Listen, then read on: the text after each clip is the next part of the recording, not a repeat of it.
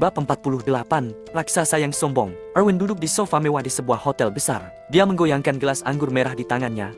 Matanya sesekali menatap langit-langit. Di setiap sudut dinding, kamera mini terpasang. Erwin tahu Slankif berencana membunuhnya. Slankif, kamu sangat licik, desis Erwin. Amarahnya hampir meledak. Beruntung Michael telah memperingatkannya. Michael mengatakan bahwa perubahan kecil pada waktu bisa mengubah beberapa peristiwa, tetapi tidak akan mencegahnya terjadi sepenuhnya. Erwin mungkin tidak akan selamat sampai ke Assyrian jika dia naik kapal pesiar, atau setidaknya akan tertunda beberapa hari. Erwin telah memesan hotel ini atas saran Michael. Sekarang dia tahu bahwa peringatan Michael itu benar. Meskipun marah, Erwin tidak menunjukkannya. 10 menit berlalu. Seorang wanita berambut pirang dengan penampilan menawan keluar dari kamar mandi, mengenakan piyama tembus pandang. Sudah tunggu lama ya? Tanyanya dengan bahasa bebas tanah yang tidak fasih. Matanya menggoda Erwin. Erwin mendekati wanita itu dan merobek pakaiannya. Wanita itu terkejut dan berteriak, "Jangan, jangan!" Erwin mencibir, mendorong wanita itu ke tempat tidur. "Jangan, Kak Erwin, jangan lakukan ini." Wanita itu berjongkok, ketakutan. Erwin berjalan ke tempat tidur dan berbaring di depan wanita itu. Wanita itu mengira Erwin ingin main S&M. Dia bersedia melakukan apa saja. Namun, ucapan Erwin selanjutnya membuat wanita itu terkejut. "Kamu berakting agar bisa dilihat dari berbagai arah. Kalau orang lain melihatnya pasti akan mengira aku akan memperkosamu, kan?" Wanita itu pucat. "Kak Erwin, apa maksudmu?" Erwin melepas selimut, tersenyum sinis. "Apakah aku masih kurang baik padamu? Apa yang diberikan oleh Slankif sampai kamu rela melakukan ini padaku?" Aku tidak mengerti maksudmu," jawab wanita itu, merasa tersudut. "Tidak mengerti ya? Baik. Hari ini aku akan membuatmu mengerti." Erwin membuka laptop yang selalu dibawa oleh wanita itu. Dari laptop itu, mereka bisa melihat keadaan seluruh ruangan.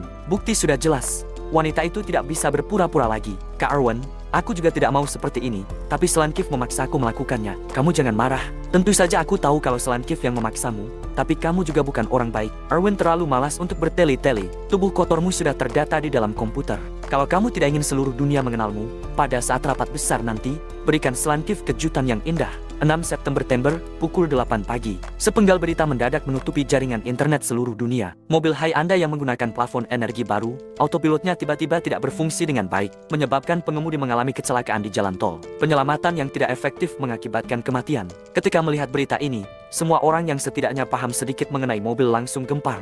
Mobil Hyundai berfokus pada teknologi masa depan. Sejak peluncuran hingga sekarang, tidak pernah ada berita negatif tentangnya. Ditambah lagi, harga jualnya lebih rendah daripada mobil Tesla, sehingga tingkat menarik pelanggan lebih tinggi. Mobil Hyundai berhasil meningkatkan plafon energi baru hanya dalam waktu beberapa tahun belakangan ini. Autopilot pasti akan menjadi tren masa depan. Banyak pekerja kantoran yang lelah berurusan dengan pelanggan yang beragam.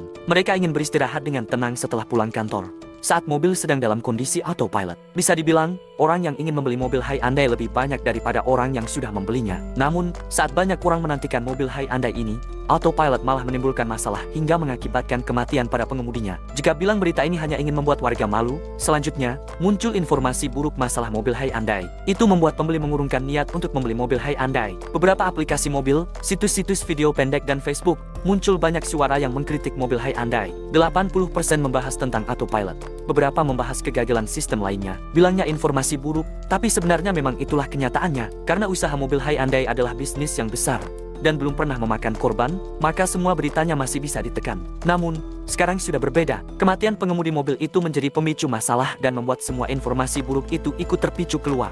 Penggemar mobil Hyundai menuntut grup Hyundai untuk memberikan penjelasan. Di antaranya ada juga tentara siber yang sengaja mencari masalah. Namun, hingga sore hari pun tidak ada kelanjutan berita mengenai tragedi tersebut. Mobil Hyundai tampaknya sama sekali tidak menganggap serius masalah ini. Di dalam villa, terdengar suara tawa Robin yang keras dan memekakan telinga. Jack dan 3 orang lainnya sedang menonton video pendek. Ada juga yang menjelajahi situs besar luar negeri. Berita negatif tentang mobil Hyundai sudah menutupi berita lainnya, tapi tidak ada satupun klarifikasi dari grup Hyundai. Raksasa layak menjadi raksasa. Bahkan mereka sangat bangga, ucap Robin dengan penuh semangat. Robin malah berharap grup Hyundai tetap tutup mulut. Untuk sekarang, semakin banyaknya berita negatif tentang grup Hyundai, maka akan semakin baik bagi mereka. Lagi pula itu adalah merek asing, jatuh bangkrut pun tidak masalah. "Kamu dari awal sudah tahu banyak informasi buruk mobil Hyundai ya? Atau kamu dari awal sudah tahu pengemudi itu pasti akan mengalami kecelakaan?" tanya Jack. "Aku juga merasa sakit hati dan kasihan kepada pemilik mobil itu. Tapi sejujurnya aku benar-benar tidak tahu apapun," ucap Robin sambil merentangkan tangannya. Jack tampak termenung dan tidak melanjutkan pembicaraan. Pada waktu tengah malam, Nasdaq membuka penjualan saham. Sejak pertama kali mobil Hyundai diluncurkan sampai sekarang, ini pertama kali saham mereka bisa jatuh. Namun, tidak jatuh terlalu banyak, dari 900 USD turun sampai 874 USD. "Kamu untung, Tapi tidak banyak, ujar Jack. Ini mungkin hanya permulaan, ucap Robin sambil mencibir. Robin tampak begitu percaya diri, tapi sesungguhnya dalam hatinya merasa sedikit gugup. Kalau ini yang dimaksud Michael, maka sepertinya tidak akan menghasilkan banyak uang. Namun, Robin tetap memilih untuk percaya pada Michael. Sampai sekarang Michael masih belum menelponnya, itu berarti masalah ini belum selesai. Bab 49, Adik Ipar, aku akan memberimu libur beberapa hari. 7 September. Cafe Camille, Kak Michael, apa jatuhnya saham mobil Hyundai masih belum sepenuhnya dimulai? Di depan Robin ada segelas jus. Sepertinya dia sangat suka minum jus. Bukankah kamu lumayan pintar? Kata Michael sembari tersenyum. Robin bergumam sembari tertawa. Kalau di depan Kak Michael, kepintaranku yang sedikit ini tidak layak disebutkan. Michael terlalu malas untuk membalasnya. Besok kamu ada waktu, mau main ke kota angkasa? Robin tercengang. Kota angkasa, kota kosmopolitan dengan reputasi internasional. Kesana untuk apa? Michael berkata lagi. Kota angkasa besok akan memulai pameran mobil internasional. Banyak merek mobil ternama akan melakukan pameran di sana, di antaranya Hyundai. Robin langsung tersadar. Kak Michael, maksudmu, pameran mobil besok bakal ada pertunjukan bagus? Tidak hanya pertunjukan yang bagus, tapi juga pertunjukan besar. Michael mengangkat alisnya dan lanjut berkata, pertunjukan besar ini akan menjadi awal dari jatuhnya saham mobil Hyundai yang sesungguhnya. Sika, Robin langsung menarik napas. Kemudian dia bertanya dengan bingung, Kak Michael, pergi atau tidak juga tak ada hubungannya dengan kita, kan? Lagi pula, pertunjukan besar ini tetap berlangsung.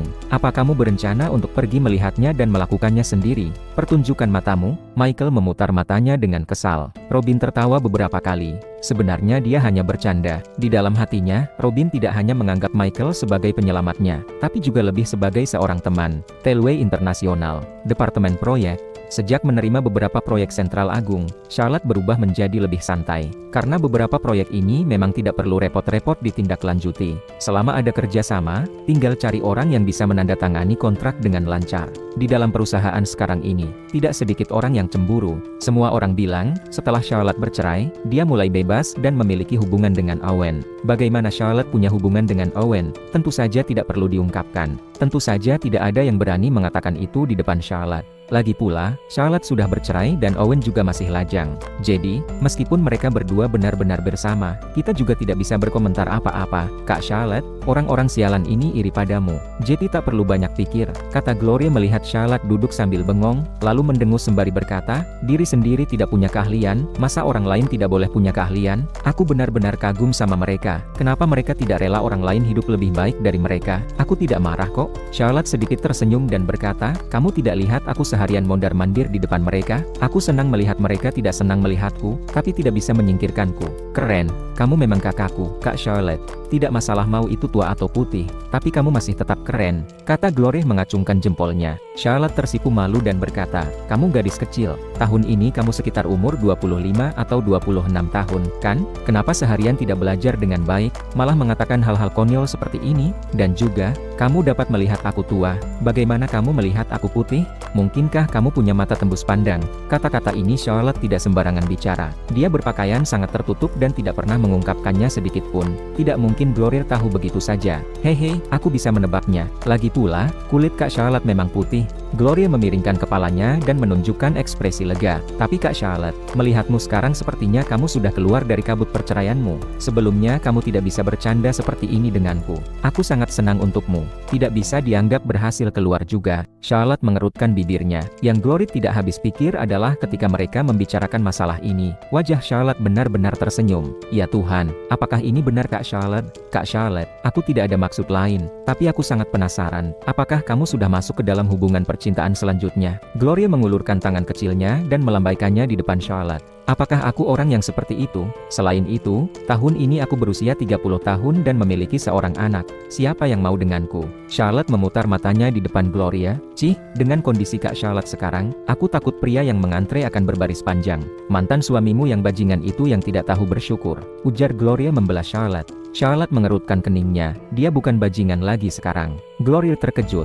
Di dalam perusahaan, dia adalah orang yang paling mengenal Charlotte. Tapi sekarang, Gloria tiba-tiba merasa Charlotte seperti seperti orang asing. Dibandingkan dengan beberapa hari yang lalu, ini adalah dua orang yang berbeda. Kak Charlotte, kamu demam ya? Atau mantan suamimu memberimu sup ekstasi lagi? Aku memperingatkanmu lagi ya, kekerasan dalam rumah tangga itu hanya di antara ada atau tidak sama sekali. Kamu, Gloria. Charlotte memotong kalimat Gloria.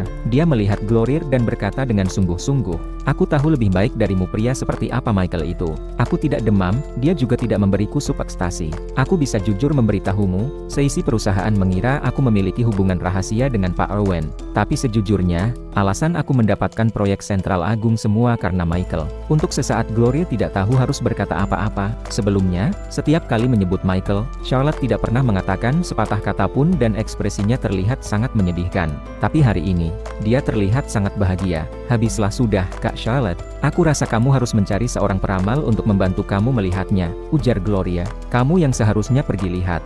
Sudah berusia 20 masih belum punya pasangan. Jangan sampai jadi perawan tua, ucap Charlotte. Pada saat itu, tiba-tiba telepon Charlotte berdering, menundukkan kepala dan melihat siapa yang menelepon, dan ternyata Pak Owen. Gloria juga melihatnya dan dengan cepat berkata, Kak Charlotte, aku masih ada kerjaan, aku pergi dulu ya. Berhenti kamu? Charlotte menghentikan Gloria, semua orang di perusahaan ini boleh saja tidak percaya denganku. Hanya kamu yang tidak boleh. Paham, kan? Setelah selesai bicara, Charlotte menarik Gloria dan berlari ke atap. Sekarang hanya ada mereka berdua yang bisa mendengar percakapannya dengan Owen. Charlotte mengangkat teleponnya dan menyalakan speakerphone, lalu menatap Gloria. Pak Owen, adik ipar, tolong jangan menyindirku. Tak perlu panggil terlalu formal. Baru buka mulut saja sudah membuat Gloria tercengang. Charlotte sepertinya sudah mengiranya dan berkata, Pak Owen, apakah kamu meneleponku karena ada sesuatu? Bukan urusan penting. Itu. Aku akan memberimu libur beberapa hari, ucap Owen. Charlotte tiba-tiba merasa heran dan bertanya, libur? Kenapa tiba-tiba memberiku libur? Apa mau pergi melakukan perjalanan bisnis? Ya, betul. Perjalanan bisnis ke kota angkasa. Kembalilah kapanpun kamu mau, kata Owen setelah akhirnya mendapatkan alasan. Belum sempat Charlotte lanjut bertanya, Owen berkata lagi, begitu saja, ku dengar Celine juga belum pernah ke kota besar. Kali ini bawa dia ke sana dan bermainlah. Tiket pesawat sudah kubelikan. Penerbangan hari ini jam 3 sore. Charlotte bahkan tidak sempat buka mulut, Owen sudah menutup teleponnya. Kak Charlotte, apa aku salah dengar? Wajah Gloria tampak tidak percaya, itu memang suara Pak Owen, tapi nada suara Pak Owen agak terlalu sopan. Sekarang sudah percaya, kan? Kalau benar apa yang dikatakan orang-orang di dalam perusahaan ini, dia bisa begitu sopan padaku. Charlotte menggelengkan kepalanya dengan tidak berdaya, lalu menelepon Michael di hadapan Gloria.